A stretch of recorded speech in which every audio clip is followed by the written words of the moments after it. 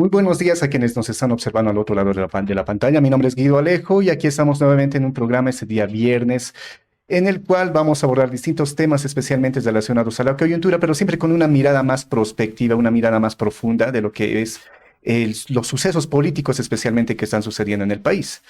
Para ello contamos con la presencia de Javier Ventura. Javier Ventura, bienvenido. Hola, ¿cómo estás, Guido? A todos, muy buenos días. También contamos con la presencia de Luis Alemán. Luis Alemán, un gusto. Hola Guido, muchas gracias. Muy buenos días a todos. Un saludo. Y también con la presencia de Eduardo Pando. Eduardo, un gusto. Nada, pues yo feliz de tenerlos a Javier, a Luis y a Guido en este programa. Venimos amenazando hace varias semanas, así que bueno, Bueno, contento de sí, estar aquí. sí, en realidad tenemos un panel de lujo. Vamos a abordar este tema desde las perspectivas y desde las disciplinas de nuestros diferentes invitados. Y este es el inicio, ¿no? Este es el inicio de un nuevo proyecto en el cual vamos a abordar no solamente la realidad del país desde un enfoque más situacional, sino también algo más profundo. Y aquí está la pluralidad, especialmente de voces que vamos a tener. Al igual vamos a tener invitados semanales. Y así nace este programa. Este es un programa que, bueno, ese es el primer paso, podemos decir, que se va a ir consolidando y vamos a ver cómo vamos a generar especialmente un contenido más acorde a lo que vendría a ser este objetivo de llegar a la mayor cantidad de televidentes, de gente que está al otro lado y también desde una perspectiva no tan convencional, no tan convencional.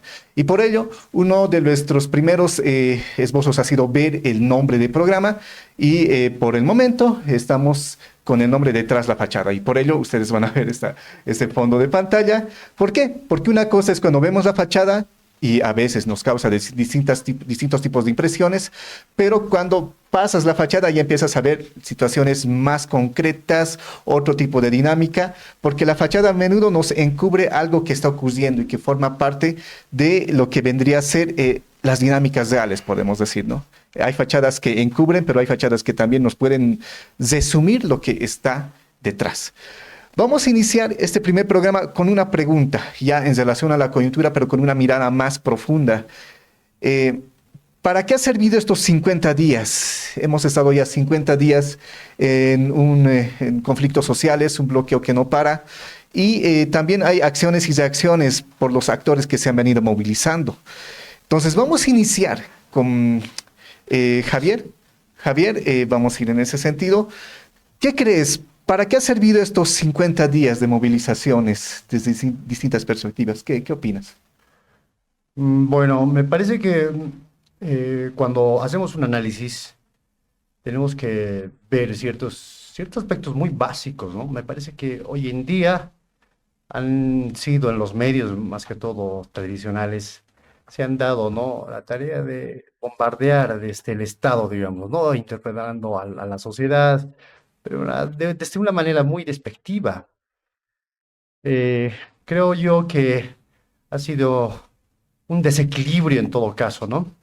Simplemente satanizar a estos movimientos, denostarlos o minimizarlos en todo caso, ¿no? He visto muchos análisis en cuanto a la cuantificación, ¿no? De los movimientos sociales. Me parece que es una tarea, en el caso desde la sociología, minimizar o cuantificar estas movilizaciones no ha sido ¿no?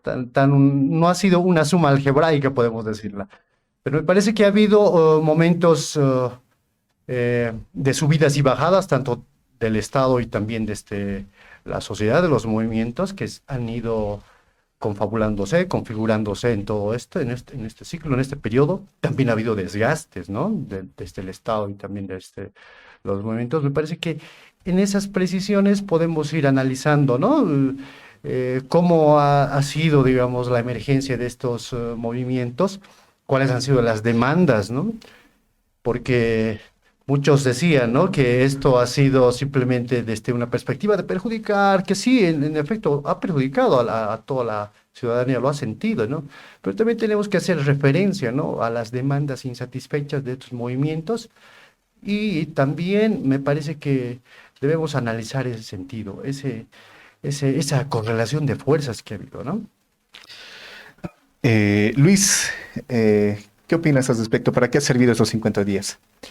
Bueno, en todos los medios creo que encontramos hoy un balance negativo de las movilizaciones, ¿cierto? De los efectos negativos en la economía, de los efectos en la circulación de productos, en la productividad.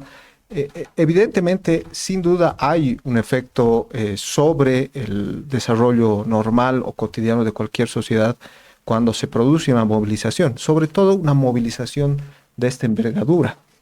Creo yo que para preguntarnos realmente para qué sirvieron, asumiendo la mirada desde el otro, el bloqueador que está en las carreteras, evidentemente han servido para llamar la atención no solamente del Estado, sino de la sociedad en su conjunto. Hoy creo que ninguno de nosotros puede sentarse a comer, a almorzar o charlar con su grupo más cercano sin debatir el tema de la coyuntura, ¿no? De preguntarse y responderse cuál es y hacia dónde va la movilización, pero también las decisiones de nuestro país. En ese sentido, creo que el efecto de la movilización es mantener un nivel de politización en la sociedad boliviana que en nuestro país de la región no existe, ¿no? Vemos que, por ejemplo, recursos naturales o se están abriendo proyectos transnacionales en otros países cercanos sin que el país pueda, digamos, reaccionar ante estas situaciones, pero en Bolivia hay alta conciencia respecto a la soberanía de sus recursos naturales y creo que eso se va reactualizando cada vez. Y hoy, si bien no me parece que sea un momento constitutivo a nivel político, porque no se genera un nuevo proyecto de país, pero refresca de alguna manera la conciencia y el debate respecto hacia dónde debe ir el país como gobierno, como territorio, como nación, y cuáles deberían ser sus políticas de aquí en adelante, ¿no? Entonces, eso me parece fundamental para evaluar, hacer una evaluación integral de esta coyuntura.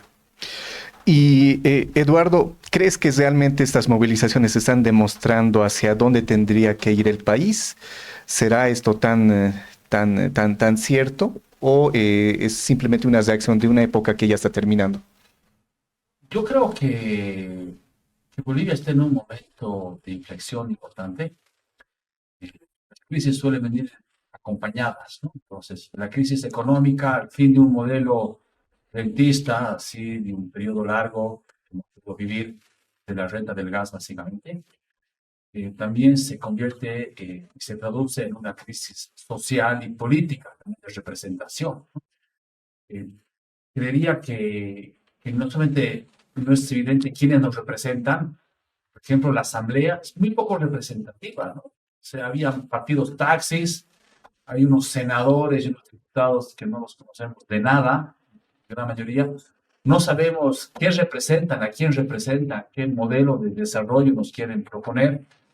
Y en esta crisis de representatividad o de representación, claramente un decreto no es el camino, una ley no es el camino, pero también hay una limitación también de las organizaciones sociales, ¿no? Creo que hay un desgaste muy grande y creo que es una situación muy compleja la actual. 50 días básicamente para mostrarnos que no hay una fuerza hegemónica, no son las organizaciones sociales, no es la asamblea, no son los partidos, no es el gobierno, y yo creería que esta crisis deberíamos ser capaces de transformar en un momento de oportunidad para repensar no solamente hacia dónde queremos ir como sociedad, sino cómo vamos a lograr construir un nuevo consenso, ¿no? Un nuevo modelo, ya no hegemónico, sino un modelo con miradas distintas, pero que nos permita tener como un horizonte común. Sí, en realidad son 50 días de conflictos. A menudo nos enfocamos netamente en lo negativo, que creo que es algo que se palpa en el bolsillo y también incluso con el estómago, ¿no?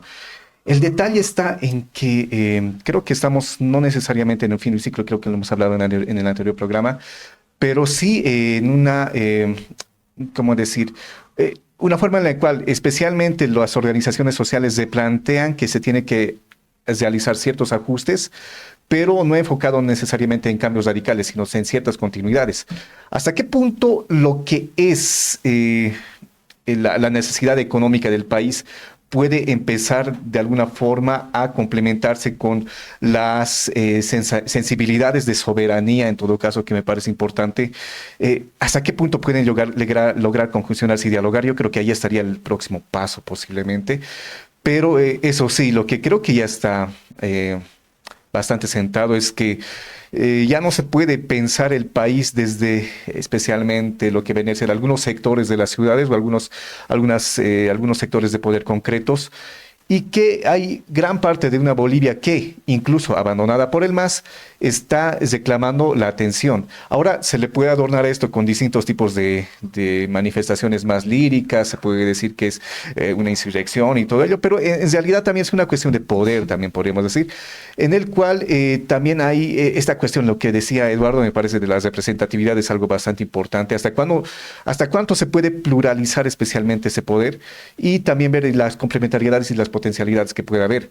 A mí me parece bastante extraño, ¿no?, que se empiecen a decir menciones como de que ellos ya han tenido su oportunidad, digamos, ¿no? Cuando en realidad aquí no se trata de tener o no oportunidades, sino de ver que cómo cada quien puede empezar a aportar especialmente a una solución concreta, y también ver hasta qué punto es permisible hablar de mayorías y minorías, en el sentido de que a menudo estamos viendo de que se intenta deslegitimar gran parte de lo que es la movilización, no solamente en base a lo que ha sido la violencia que sí ha existido, sino también a la cuantificación de las personas que se movilizan, pero en realidad pues, hemos visto que no necesariamente eso es representativo.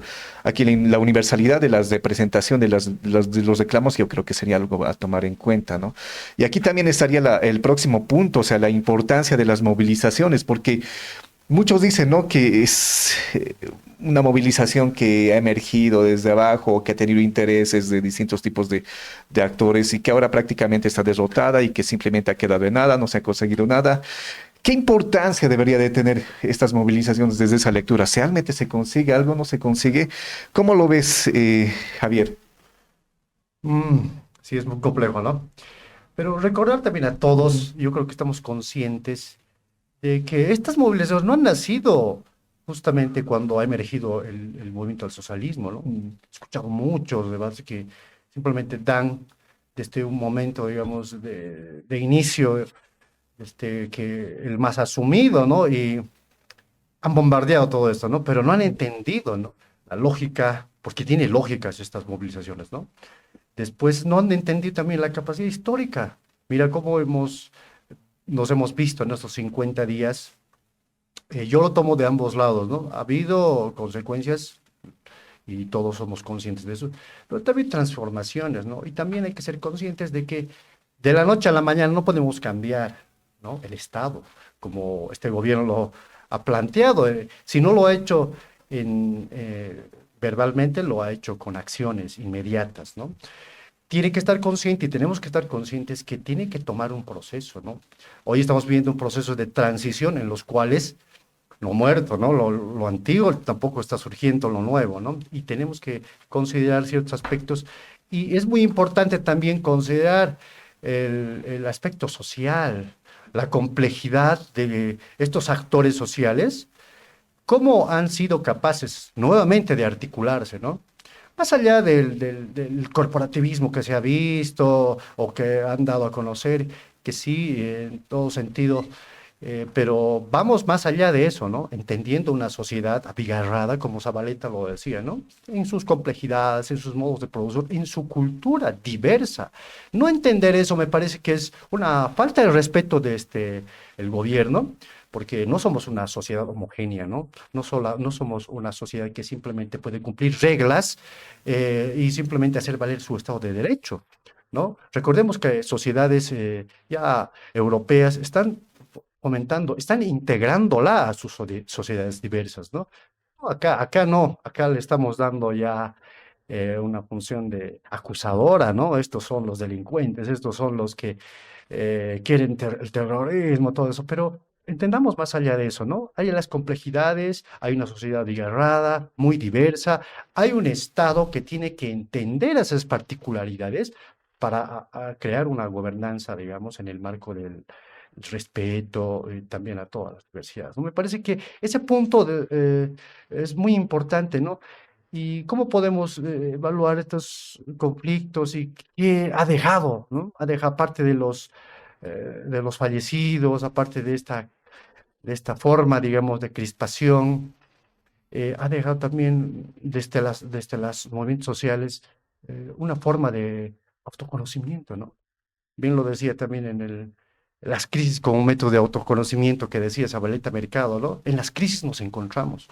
La sociedad patética nos ha mostrado, ¿no? Otra vuelta a la emergencia del racismo, otra vuelta a la emergencia de que yo no soy, o Bolivia, recordemos, ¿no? Muchos en Santa Cruz viven lo mismo, han celebrado su reina del carnaval y aquí, ¿no?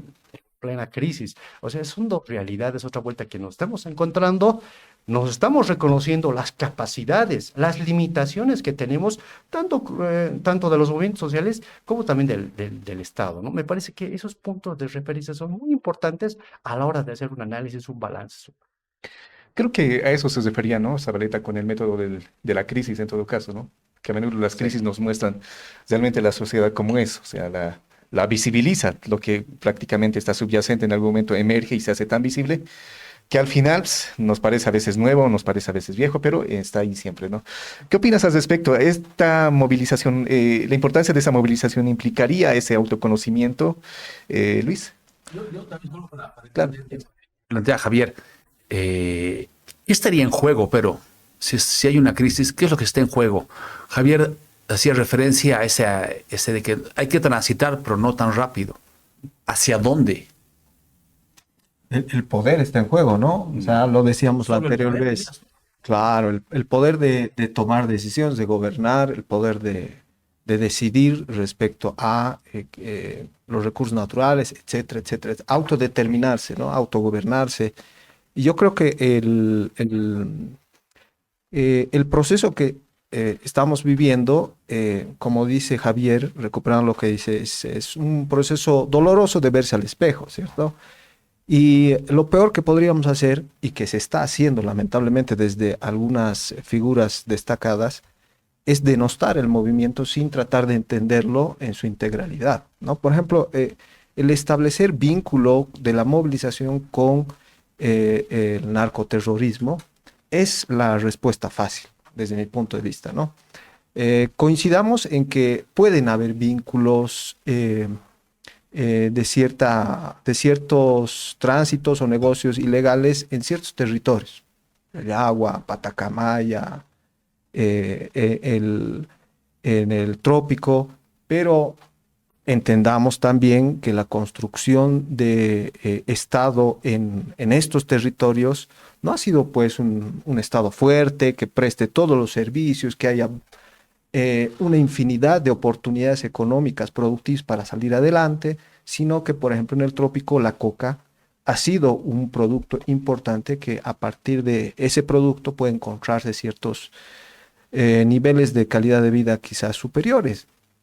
Lo mismo con el contrabando en el sudoeste potosino. O sea, no podemos desvincular lo que viven estas regiones en su calidad productiva solamente con denostarlas como ilegales, narcoterroristas, sino quizás tratar de explicarnos por qué estos territorios ven a esta alternativa como una alternativa de vida no reñida con su moralidad, porque no tienen otra alternativa quizás, o porque tienen pocas alternativas.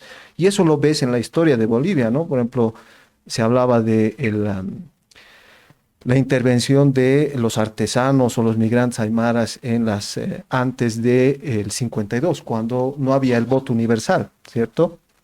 Entonces, una de posibilidades de participar políticamente era a través de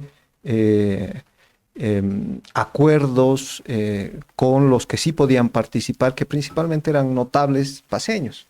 Entonces, los artesanos, los migrantes, los indígenas tenían que ser carne de cañón en las épocas electorales porque no podían votar y recibían ciertos privilegios de los patrones que votaban a través del reconocimiento de su estatus de ciudadano. Entonces, esta construcción de moralidad no es pues tan sencilla como que blanco y negro. Y si entendemos a profundidad esos elementos, podemos ver que ciertos territorios, además, deberíamos tener la capacidad de poder entender que otros territorios que no están en esos circuitos económicos de contrabando u otros, tienen la capacidad de movilizarse y articular un discurso. Entonces, eso es lo primero que habría que recomendar cuando uno quiere analizar la coyuntura de movilización y ver la valoración. Finalmente, yo con esto cierro. El tema de la importancia creo que ahora radica en la rearticulación. Mira, terminando el ciclo político partidario del MAS, hay una desestructuración de los movimientos populares, ¿no? De los discursos populares. O sea, cualquiera pensaría que se viene la Argentina de Milei, ¿no? Durante 3, 4 años, pero no ha tomado 6 meses, más de 6 meses, para encontrar una rearticulación rápidamente. Y creo que hoy lo que estamos viviendo con esta distribución de roles entre la COP y la Tupac Katari es que esta rearticulación incluso está a nivel de que ya tú haces el rol de policía bueno, yo hago el rol de policía malo, y nos organizamos para presionar sobre el gobierno. O sea, lo que habla de que esto para adelante todavía tiene niveles de conflicto o encuentro entre dos discursos, dos visiones, que se va a profundizar posiblemente. Sí, me parece interesante este sentido de la articulación, pero también la moralidad, el mismo hecho de catalogar determinado tipo de expresiones con lo que vendría a ser a menudo asignaciones o a menudo la amplificación de algo que es más acentuado en otras partes del país. Por ejemplo, si tomamos en cuenta el fondo, gran parte de lo que vendría a ser la arquitectura contemporánea que se ha venido realizando en regiones como en la Ciudad del Alto, por ejemplo, ¿qué te dicen? No, que esto es fruto de la delincuencia, es fruto del contrabando o el narcotráfico, te dicen eso, ¿no?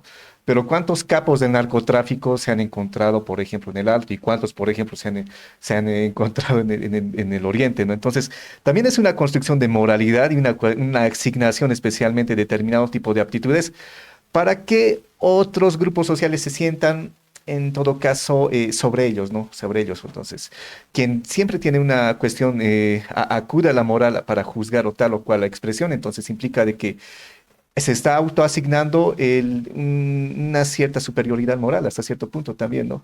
Y eso es algo que se está viendo también en esos conflictos. No sé qué opinas en relación a ello y también a las cuestiones sobre los trasfondos de lo que vendría a ser estas movilizaciones, estimado Eduardo. Bueno, yo creería que, por un lado, yo creo que al gobierno pues, ha caído en cuenta que por un lado hay reivindicaciones que son sectoriales, que son justas, ¿no? No sé si eras tú que decías o Javier, que este todavía es un país pues con altos índices de pobreza y de exclusión, ¿no?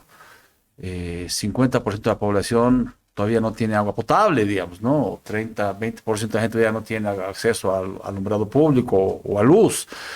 Entonces, hay pues todavía en términos económicos y en términos sociales unas brechas gigantescas, ¿no? Y la agenda del gobierno ha estado muy direccionada a hablar temas macroeconómicos, de ajuste estructural, del Fondo Monetario, de empresas, de necesidad de privatizar, perdiendo, yo creo, un poco la agenda de la población más vulnerable. Y creo que en gran medida esta articulación, sobre todo yo creo del movimiento campesino, yo creo que también hay que diferenciar. La Central Obrera Boliviana estaba completamente... yo creo que ha perdido muchísimo valor por su integración o articulación con el gobierno de Evo, pero sobre todo con el último gobierno de Luis Arce, ¿no? Creo que ha sido vergonzoso el rol de la Central Obrera Boliviana y cómo, sabiendo que ya venía una crisis, que había que hacer ajustes, finalmente, con tal de tener un par de pegas y tener cercanía al gobierno, no han defendido los derechos de los trabajadores, de la población más vulnerable. Creo que es diferente la posición del movimiento campesino, ¿no? Ahí yo creo que creo que sus demandas son mucho más legítimas. Y creo que en ese sentido, por un lado, al gobierno, además que yo creo que debió haber sido un gobierno de centro, ¿no? La gente que los votó era justamente del campo popular y de centro. No queríamos un gobierno de derecha, no queríamos un gobierno de Milei. Por eso no se le votó pues a Tuto Quiroga en la segunda vuelta, se le votó a Arce y Lara, Entonces, creo que ellos perdieron un poco la agenda política, el mandato que tuvieron en el momento de la elección. Entonces, eso, ¿para qué han servido estos 50 días? Yo creo que para que el gobierno entienda un poco cuál es su mandato y quiénes lo han elegido y a quiénes representa.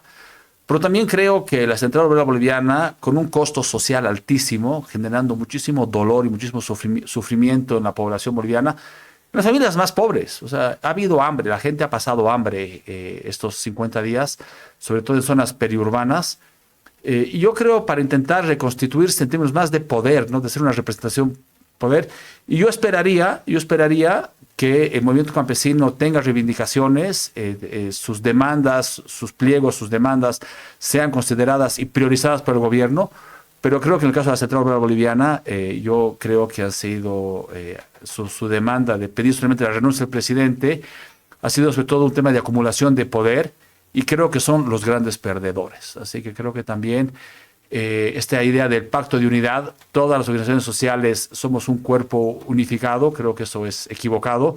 De hecho, yo creía que sus demandas son distintas y sus desafíos son distintos y esperaría que de este proceso de crisis profunda, más bien se pueda también ser capaz, digamos, de reconocer lo que es legítimo de lo que ha sido un simple proceso de acumulación de poder, que creo que ha sido un poco, para el caso de la COP por lo menos, finalmente creo que va a ser una gran derrota.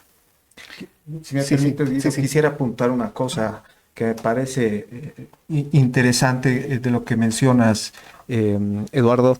Ayer lo escuchaba y coincide un poco con esta mirada, creo, al ministro Lupo. Estamos atendiendo las demandas de los aymaras. Y él sumaba, ¿no? 700.000 en las provincias y 800.000 en el Alto. O sea, no habla de multilocalidad, que Guido Alejo hubiera presentado claramente. ¿Pero a qué se refiere? ¿A qué se refería? Y ahí viene el tema de las losetas, los proyectos, demandas inatendidas. Están leyendo nuevamente mal, creo yo, porque se está refiriendo a proyectos puntuales. Les vamos a dar losetas, les vamos a dar proyectos de caminos, va a haber esto, pero la población no se está movilizando por eso. No se está movilizando por eso. La población quiere, sobre todo la que articula Tupac Katari, es definir la macroeconomía. Es decir, de dónde se va a sacar el dinero necesario sin vender los recursos para poner este país nuevamente en funcionamiento. Eso es lo que está hablando. Si el ministro entiende y el gobierno entiende que lo que están hablando es losetas, está perdido, creo yo. Es el enfoque de la puesta en negociación, ¿no? La negociación no es sobre losetas ni demandas puntuales de proyectos, sino es de una visión país, creo yo. Hay otra forma también, ¿no? De visibilización de todo esto, apelando a la moral y también cuando hablamos de cómo deberían, ¿no? ser las negociaciones o cómo debería ser este movimiento. No tiene agenda, decían, no tienen. Han pedido en 15 días, decían, ¿no? Muchos analistas, reconocidos periodistas, pero han pedido directamente a la renuncia. Yo me pongo a pensar, simplemente han pasado 15 días para que hayan pedido la renuncia. Me parece que aquí, más allá de la acumulación de poder, ha habido una reactivación histórica, ¿no? A la memoria larga, como decía Silvia Rivera, ¿no?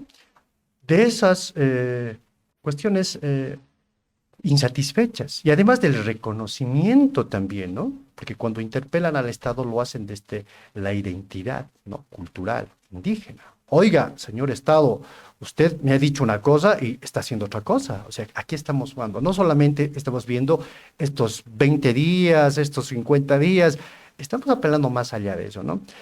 Y también entender, ¿no? La moralidad cuando hablaba, ¿no?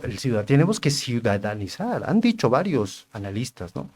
Aquí no se trata de eso, de consensos, pero ¿en qué sentido vamos a ciudadanizar, ¿no? Se entiende la relación entre Estado y sociedad, se entiende las formas que tienen de organización y además, ojo, están reconocidas las organizaciones sociales en Bolivia desde el 2009. Es muy difícil entender eso, o sea, cuando decimos, ustedes, movimientos sociales, organizaciones, tienen que, por poco nos les dicen, a ver, ustedes, ignorantes de las leyes, entiendan que ustedes son ciudadanos, vengan aquí a hacer consensos. Pero un rato, ¿no? El reconocimiento legítimo que tiene alguien de interpelación, tenemos que entender, ¿no? No solamente vivimos una democracia formal, liberal, ¿no? Y en un sentido estricto, monista jurídico, ¿no? Donde el ciudadano tiene que acatar ciertas reglas ciudadanas, ¿no? Entre comillas. Sino también tenemos que reconocer estas democracias, ¿no? Comunitarias, al margen, que también, digamos, lo reconocemos, ¿no? La participativa, la representativa, pero también la comunitaria, ¿no? Y la pluralidad, ¿no? Intercultural. Y aquí no quiero simplemente caer, digo, en lo que está la Constitución y en la retórica masista, ¿no? Lo porque en realidad es un tema también que tenemos que hablar, ¿no? ¿Cuánto de eso, de forma y de contenido ha cambiado, ¿no? Bolivia desde la nueva Constitución Política del Estado. O sea, hemos encontrado, esta crisis también nos ha encontrado, a ver que lo que el masismo ha hecho en 20 años en forma que está en el papel, porque el papel todo aguanta, ¿no?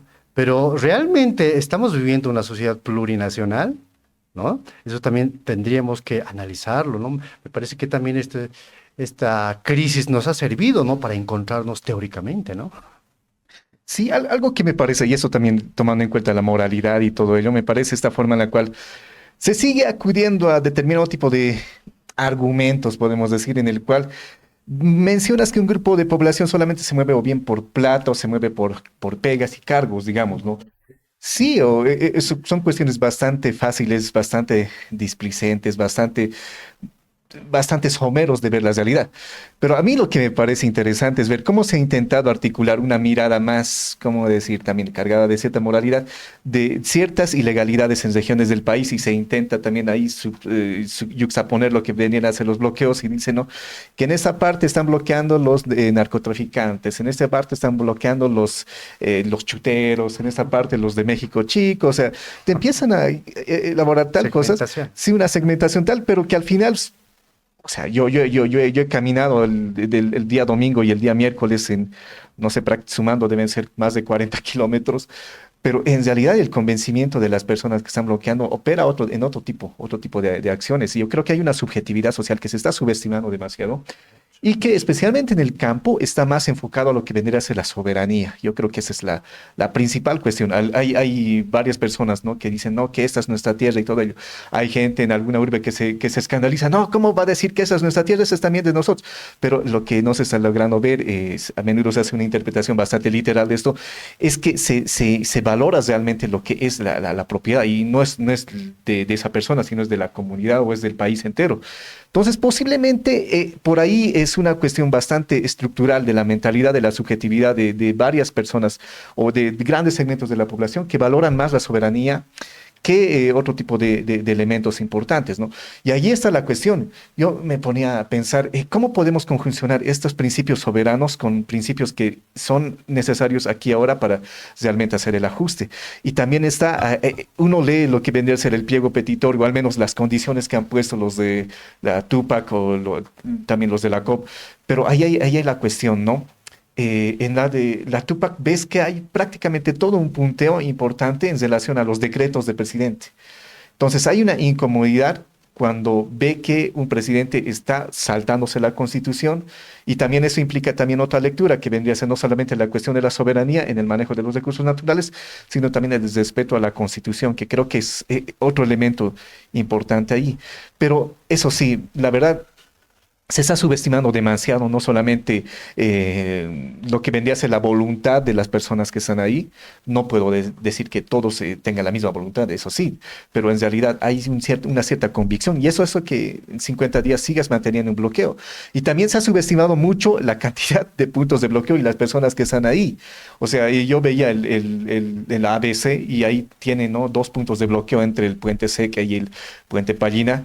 Y uno va por ahí, yo he visto entre 9 y 10 con personas ahí y no sé cuántos promontorios, más de 20 o incluso 30 promontorios enormes de tierra que estaban por ahí. Entonces no se está viendo esto desde la magnitud que realmente tiene. Y lo que estamos viendo a menudo es que no, desde el ámbito mediático se dice que ya está terminando, que hay ganadores, derrotados y todo ello, pero en realidad es algo cíclico, o sea, es algo que va a volver. Y es más, ni siquiera creo que estemos ¿no? En la postrimería, en la forma en la cual y hay el aletargamiento de las organizaciones sociales o esta mirada del país, sino simplemente una primera muestra de algo que va a venir cobrando fuerza y en algún momento va a estructurarse en un proyecto político posiblemente. No sé qué piensas en relación a eso, Luis. Sí, Guido, compañeros, yo coincido en que este es un síntoma más o un ciclo, un pequeño ciclo conflictivo en la medida de que no se pueda construir coincidencias para llevar adelante políticas estatales, digamos, ¿no? Y veo muy difícil que ocurra en el corto plazo. Pero coincido también en que hay las subjetividades, nos muestran, los 50 días más bien, nos muestran que existen subjetividades más allá de las estructuras, incluso corporativas, porque también se ha hablado, se ha recurrido al narcotráfico, a las corporaciones autoritarias que obligan a los movilizados a movilizarse. Y si tú has participado en una movilización, sabes pues que no te pueden obligar 50 días a movilizarte. Por mucha autoridad que tengas o por mucha coacción que puedas ejercer sobre el individuo.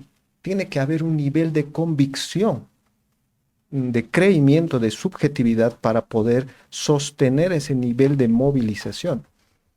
Y ahí me refiero con que los turnos, las coincidencias, el ampliado que se ha dado el día de ayer, si no estoy mal, donde ha habido incluso pedradas en contra de algunos dirigentes que abogaban por el diálogo, habla de que hay una subjetividad que puede superar justamente este tema de las corporaciones, el discurso de las corporaciones, de que los dirigentes, un conjunto de dirigentes pagados, podrían estar manejando todo el aparato de movilización.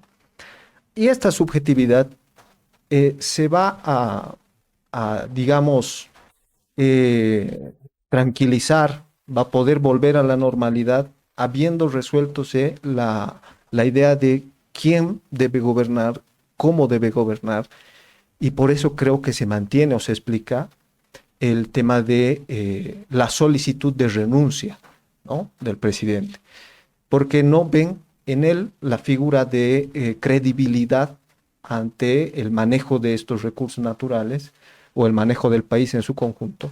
Y eso por más allá de las legalidades o vericuetos legales que puedan haber referente al revocatorio, quién puede pedir, si esto es sedición o no es sedición, van al punto central de la discusión. O sea, tiene la credibilidad después de haber en 6 meses desarrollado ciertas acciones, tiene la credibilidad para seguir gobernando, estar en el poder, se le va a dar nuevamente la confianza. Por eso creo que ese es el punto que nos va a mantener todavía en ascuas durante mucho tiempo más, ¿no? No creería que esto se va a acabar o está cerca de acabar en términos conflictivos. A mí me parece, perdón, me parece que a esta altura hablar de un continuismo, digamos, estatal, me parece que habría que pensarlo muy bien, ¿no? Porque en realidad, después de este conflicto, ¿en qué posición está el Estado? ¿En qué posición está nuestro presidente? Que todos yo creo que estamos en común, que no tiene credibilidad, ¿no? Después de las medidas que se le ha dado o quería plantearla, tampoco tiene la capacidad de hacerla. Y un gobierno que no tiene credibilidad está deslegitimado. Yo no creo que pueda hacer más allá, digamos, de mantenerse por un tiempo necesario, ¿no? Hasta que se construya agendas políticas, porque eso también es lo que le falta a los movimientos, ¿no? A construir agenda política nacional que interpele, ¿no?, a todos, a todo Bolivia, ¿no? Y especialmente a los centros urbanos, que eso ha faltado, ¿no? Porque en realidad ha sido muy limitado. Pero también yo estoy viendo en un sentido de que hay que ver no simplemente como el deber ser de las cosas, ¿no? Muchos creemos que el movimiento está así, está corporativizado, pero claro que ha sido corporativizado, ¿no?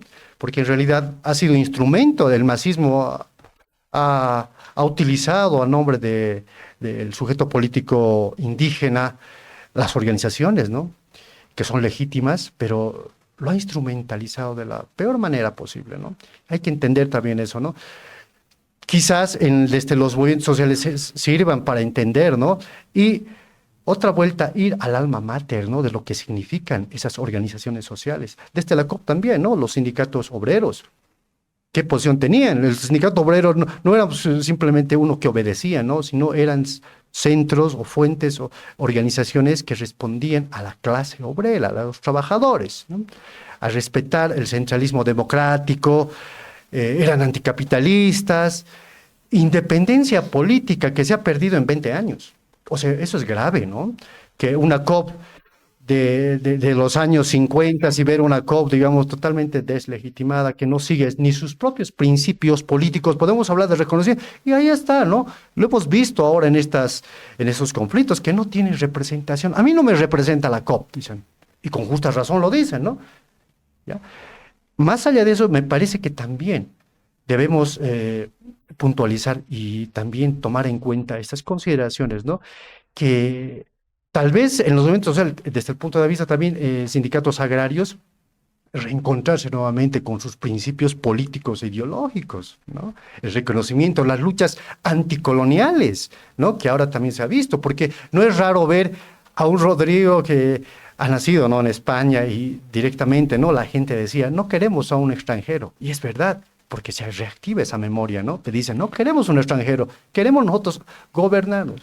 Y no es nada descabellado, ¿no? Cuando dice la gente, ¿qué quieren? Pues, quieren sedición. No, intentamos bien esos movimientos, ¿no? Me parece que esas puntualizaciones también son importantes. Sí. Yo creo que tú, me parece una muy buena pista la que das, esta idea de que de pronto, detrás de la fachada, haciendo referencia a esa preciosa casa andina, Cholet, de pronto la pista es buena la que das, ¿no? Es esa demanda de soberanía, ¿no? Entendido, por ejemplo, como que no se pierdan finalmente pues, los derechos, las reivindicaciones sociales que se ha tenido, esta idea de la plurinacionalidad, finalmente que en cierta forma, digamos, está vinculado a proteger o a defender la Constitución Política del Estado del 2009 y sin duda el tema de los recursos naturales, digamos, ¿no? Así como un primer círculo, ¿no? Y otra vez, lo que estaría en juego de pronto es esta idea de esta demanda de soberanía que implica esto y seguramente muchas otras cosas más. Y por el otro lado, me decías tú, soberanía y ajuste, ¿no? O sea, cómo integramos soberanía por un lado y las necesidades de ajuste, porque bueno, hay una crisis profunda económica, ¿no? Una situación muy difícil, ¿no? Que bueno, tenemos en temas de empleo, en temas de precariedad del empleo, en términos de acceso a dólares, de evaluación del boliviano, y estamos todavía para abajo, o sea, la crisis todavía se va a seguir profundizando y puede terminar en colapso, ¿no? Si no se hace un ajuste, ¿no?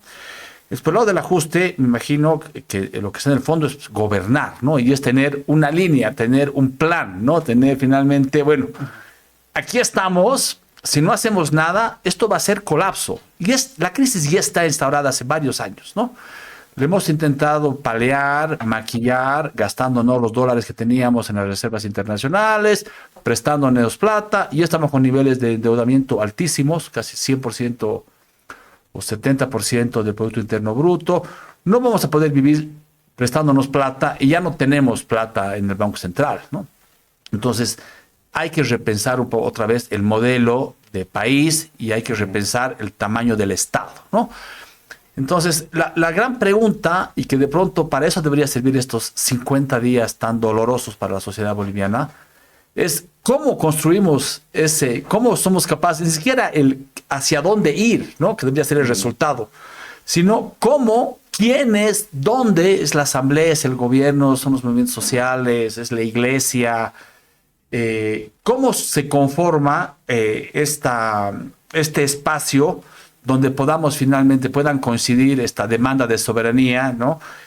Tú, Luis, hablabas de autodeterminación, de ser parte de la construcción de este nuevo, digamos, plan para el país, con la construcción efectivamente de un programa que va a ser de ajuste, porque no estamos pensando ahorita ¿en qué nos vamos a gastar los 14.000 millones de dólares que teníamos en el 2014, ¿no? Si vamos a invertir en industrialización o en canchitas de fútbol o en salud y educación, ¿no? Ahorita es cómo recortamos el Estado, cómo intentamos generar más divisas para que el boliviano no se devalúe y por lo tanto el salario de los bolivianos pierda valor y se empobrezca, las clases medias y las clases vulnerables sean aún más vulnerables. Y ahí sí que no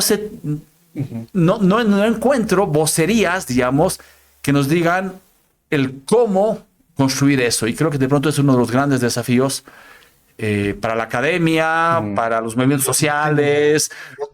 ¿Cómo le hacemos? ¿Cómo le hacemos? Una propuesta. Fantástico. Mira, si fuera un político de cepa, el Rodrigo Paz, ya hubiera propuesto un revocatorio.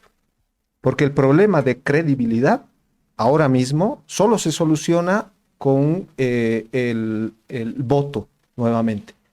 Es que el país, esta indefinición de mayorías, se redefina en un sistema democrático nuevamente y que se restablezca. Lo que hizo Evo Morales con la Media Luna.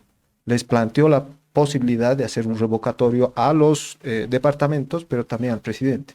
Entonces, porque saliendo de una negociación tan debilitada como está, creo que no tiene posibilidades de gobernar. La única manera de gobernar con fortaleza es establecer restablecer el pacto con la sociedad a través del voto, que creo que para eso es el sistema democrático. No sé qué piensan ustedes. Sí, hay una cuestión también ahí importante. Yo creo que es la cuestión política, es, la credibilidad, la legitimidad, yo creo que es fundamental. Pero también hay otro tipo de posibilidades. Hace poco, bueno, hace meses, hemos visto que varios personajes, por ejemplo, han sido invitados allá a la Harvard y se les ha presentado mediante Claure y otros actores lo que venía a ser el plan para sacar a Bolivia de la crisis. Pero es un plan enfocado desde un país como los Estados Unidos que de alguna forma tiene otro tipo de dinámica y tiene también otro tipo de perspectiva. Y hay que ser claros, nuestro país no necesariamente comparte ese tipo de trasfondo, ya sea a nivel económico, ya sea a nivel social y cultural. Así es que yo me atrevería a decir que se pueden hacer distintos tipos de mix. Lo que si se tiene que hacer un ajuste, no puedes ir simplemente con una receta prediseñada y decir, no hay más camino, ese es el único y ya. Posiblemente si acudimos a países que han transitado del socialismo al capitalismo, y ojo que menciono capitalismo porque el mismo hecho de que Paz Pereira haya ganado con el discurso del capitalismo para todos implica de que hay cierto consenso de que se podría ir por ese camino, digamos, ¿no? Entonces hay países que han transitado ya sea del comunismo, ya sea del socialismo al capitalismo, entonces ellos pueden tal vez brindarnos mejores luces de lo que se puede hacer aquí ahora con lo que podría ser un próximo ajuste. Y en esto hay que ser claro, posiblemente a la Universidad de Lomonosov allá en Moscú pueda tener algo que decir, así como lo que ha tenido la Harvard. Puede haber algún tipo de acción, puede haber algún tipo de plan conforme a la experiencia rusa, siempre tomándolo eso en cuenta. O más aún, la Universidad de Pekín, que tiene una de las mejores facultades de economía del mundo, podría también hacerlo. Pekín, Beijing. O sea, pueden empezar a darnos su experiencia sobre cómo ellos han transitado desde un socialismo que en su momento ha colapsado hacia un capitalismo, podemos decir. Pero un capitalismo que a menudo no necesita. Claro, pero si vamos a ir a China o a Rusia. Su experiencia, ¿no? Entonces, podríamos ver más alternativas. ¿Cómo ellos podrían interpretar desde su óptica el ajuste? ¿Cómo los de la Harvard lo han hecho? Y ahí tendríamos varios caminos posiblemente, y no solamente Rusia y China, son unos ejemplos, digamos, ¿no? Por cómo es la dinámica del mundo. Y también empezar a ver cómo podríamos conjuncionar, posiblemente tomar elementos que pueden funcionar del plan de la Harvard y de estos otros planes, empezar a generar algún tipo de conjunción. Y ese es el detalle, o sea, no tienes que sentirte condicionado a seguir un solo camino, tendrías que tener la libertad de elegir o también de conjuncionar y todo ello. Posiblemente por ahí haya A modo de revisar. Hace unos días hubo un grupo, no sé si autodeterminado o con cierto respaldo, de personas de Argentina que venían como una comisión de derechos humanos, ¿no? A mí me llamó mucho la atención una declaración del senador Milton Condori, que los trató zurdos, ¿no? No se metan, ¿no?, en temas internos de este país, van a terminar como el Che Guevara, ¿no? A mí me llamó muchísimo la atención y me invitó a revisar un poco más bueno, este Milton Condori, ¿qué línea trae, no? Porque finalmente no hubiese creído a priori que podía ser esa su posición, ¿no? Me es difícil pensar en el caso, por ejemplo, de la Universidad de Harvard y de esa propuesta que se trabajó con el Instituto de Desarrollo. Quien lideraba esto es Ricardo Hausmann, que es un venezolano, también, digamos, también latinoamericano, es integrado, mucha gente de Bolivia y seguramente algunos expertos también de afuera. Pero creo que los bolivianos no nos gusta, pues, que nadie de afuera nos venga a decir nada, ¿no? Ni sea de derecha, de izquierda, así, ¿no? Y por eso otra vez, y yo insistiría en que el gran desafío es cómo construimos una agenda nacional, ¿no? Porque hay que hacer reformas y creo que es evidente que si esas reformas por decreto no van a ir, creo que por ley tampoco. Creo que la Asamblea no tiene menos representación que el presidente, ¿no? La Central Obrera Boliviana también está 6 meses, ¿no? Pero tampoco creo que sea la gente, ¿no? Y no creo que tenga la legitimidad de la Central Obrera Boliviana. Creo que el gran desafío de ahorita es pensar el cómo construimos ese plan, donde posiblemente yo coincidiría con Guido, que es un transitar de una economía estatista, extractivista, y extractivista no es de los 20 años, es extractivista desde que se fundó Bolivia con el Cerro Rico en el escudo, ¿no?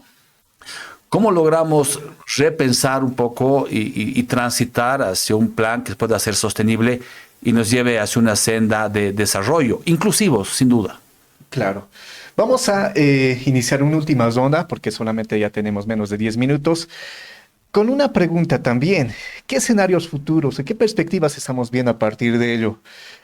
Tal vez es jugar un poco a la futurología y con esa bola de cristal, pero al menos tener algún tipo de ¿no? Nos puede dar algún tipo de indicio de qué podría ocurrir, digamos, ¿no? Una última ronda y empezamos a cerrar el programa. Javier. A ver, primero, desde el Estado, me parece que el gobierno está imposibilitado para hacer políticas o reformas estructurales. En estas condiciones yo lo dudo mucho. Desde los movimientos sociales parece que se han encontrado, ¿no? Es una forma de autoconocerse, sus limitaciones, otra vuelta a reencauzarse a sus principios políticos ideológicos, ¿no? Ahora, desde la economía, si bien están, solamente nos dicen, ¿no? Que solamente hay dos posiciones, prestarnos o prestarnos, ¿no? Fondo Monetario Internacional, el BID y demás. Y lo ha dicho el gobierno, ¿no? Que no me voy a prestar en campaña, pero no lo ha cumplido, ¿no? Ha sido mucha incoherencia también en su forma de imponer, ¿no? Nos dice una cosa, nos dice otra cosa.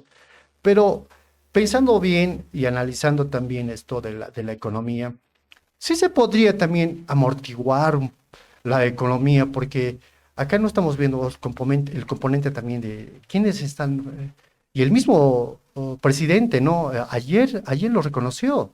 El sector minero produce, ¿no? 6.000 millones de dólares. O sea, ¿quién nos está diciendo eso, no? En comparación con otras economías mineras, como ahí puso como referencias a Perú y también a Chile, que son 30.000, 60.000. O sea, es 10 veces más. Pero tenemos 6.000 millones, ¿no? ¿Y dónde está eso?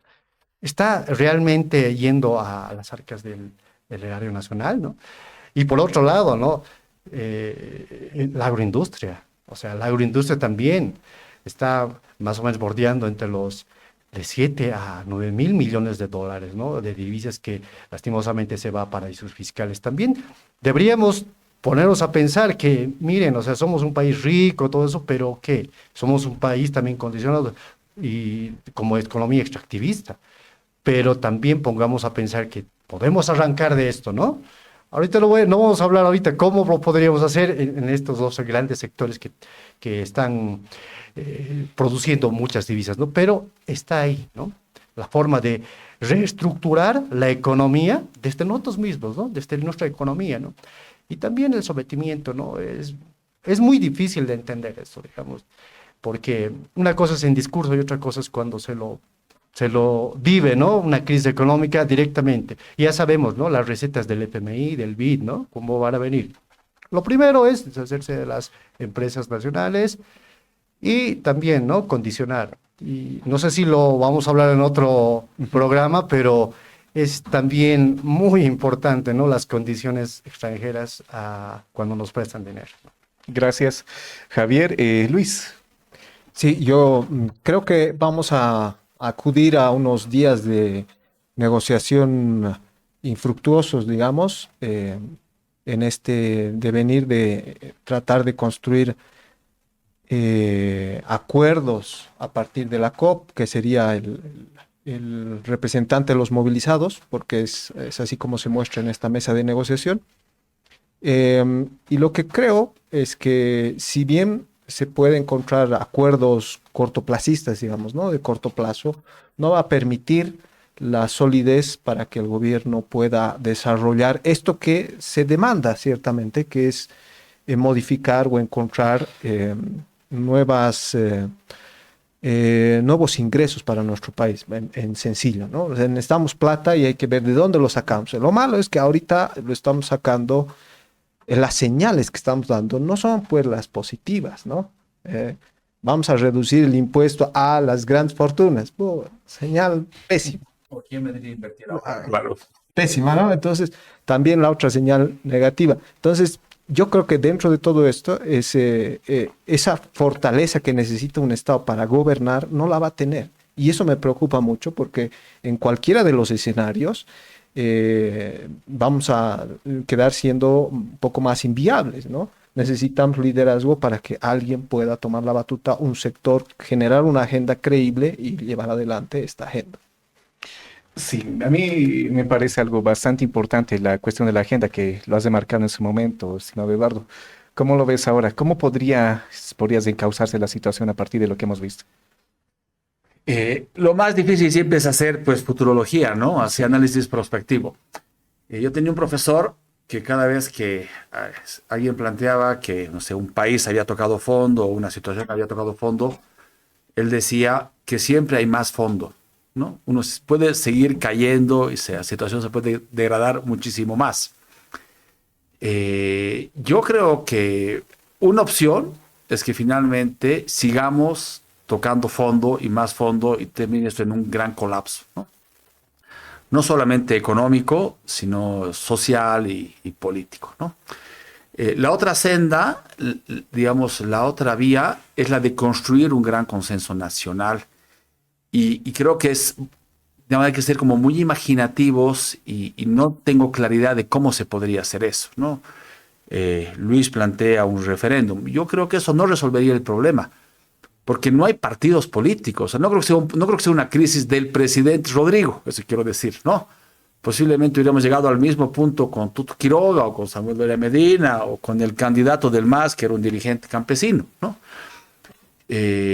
Porque en el fondo creo que digamos que hay como una desarticulación muy grande hacia dónde queremos ir. Estamos saliendo de un proceso donde finalmente nos ha ido bien, digamos, ha sido 15 o 20 años de vacas gordas, de cierta forma, y ahora vienen pues los 7 años de vacas flacas, ¿no? Y hay que reencauzar un nuevo modelo de desarrollo que debería ser inclusivo, donde todo el mundo se sienta representado. No hay partidos políticos y por lo tanto es muy difícil que sean los partidos que construyan este consenso, ¿no? Las organizaciones sociales, yo creo que vienen ideológicamente muy rezagadas, ¿no?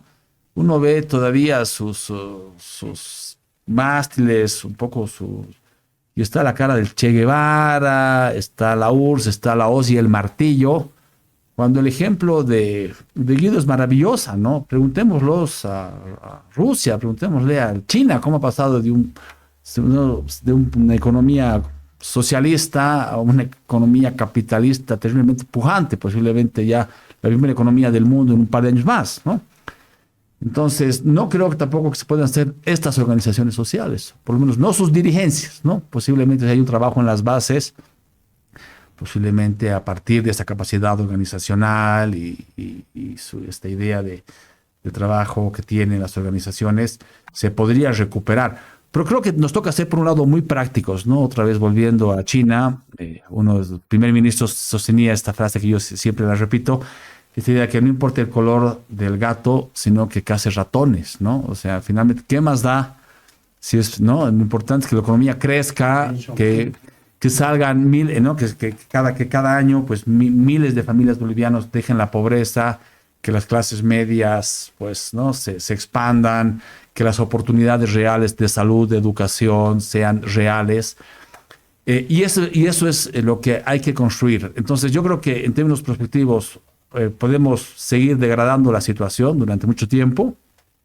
No creo que sea un tema del presidente, porque no creo que sea un tema ni de una persona, y no veo que hayan verdaderos partidos políticos en Bolivia actualmente. Y por lo tanto habrá que construir otro escenario que no termino de visualizarlo bien, pero que finalmente construya una agenda nacional, ¿no? Y que esa agenda nacional pueda ser, digamos, asumida por grandes mayorías. No creo que nunca podamos tener un consenso todos los bolivianos de hacia dónde ir, pero que finalmente creamos que esa es la vía a seguir. Se han manejado muchas ideas en el presente programa, por ejemplo, el autoconocimiento que deriva de las crisis en todo caso, la moralidad que a menudo nos ennublece gran parte de lo que es identificar realmente qué está ocurriendo, la realidad en sí, la articulación de distintos actores, no solamente actores urbanos, no solamente actores políticos, sino también organizaciones sociales que si bien están muy bienvenidas, a menos han mostrado cierta capacidad de reacción y movilización, que es algo que va a dar que hablar a futuro, la necesidad de una agenda nacional y también de modelos de desarrollo, que me parece algo bastante interesante, tomando en cuenta que, por ejemplo, la imagen que tenemos atrás también muestra un modelo de desarrollo que ha acabado siendo incluso exitoso, si tomamos en cuenta que en la ciudad, por ejemplo, del Alto, no tenemos extractivismo, no hay presencia de minas, no hay presencia de la influencia del agronegocio, y que aún así se ha logrado generar bienestar social y mejorar las condiciones de vida de gran parte de sus habitantes, ¿no? Entonces, la cuestión de los modelos de desarrollo me parecería bien interesante, ¿no? A menudo se piensa que hay un modelo de desarrollo oriental, hay otro que vendría a ser más relacionado a las minas, pero también hay otros modelos de desarrollo que no dependen mucho del extractivismo y que en lugar el gobierno de estar ofreciendo en los estados aquí por allá, podría estar ofreciendo ya cómo potenciar esos modelos de desarrollo a partir de zonas de desarrollo integral o zonas económicas especiales. Pero bueno, yo creo que eso es algo que posiblemente no está en la mentalidad, especialmente aparentemente de nuestros gobernantes, pero al menos es una posibilidad que está ahí latente, ¿no? Bueno, ha sido bastante interesante este primer programa. Vamos a ir de alguna forma afinando mucho más para los próximos programas. Vamos a ser más dinámicos. Y bueno, mi nombre es Guido Alejo. Ese es el programa Detrás de la Fachada. Y que tengan un buen resto de jornada, un buen fin de semana y hasta otra oportunidad.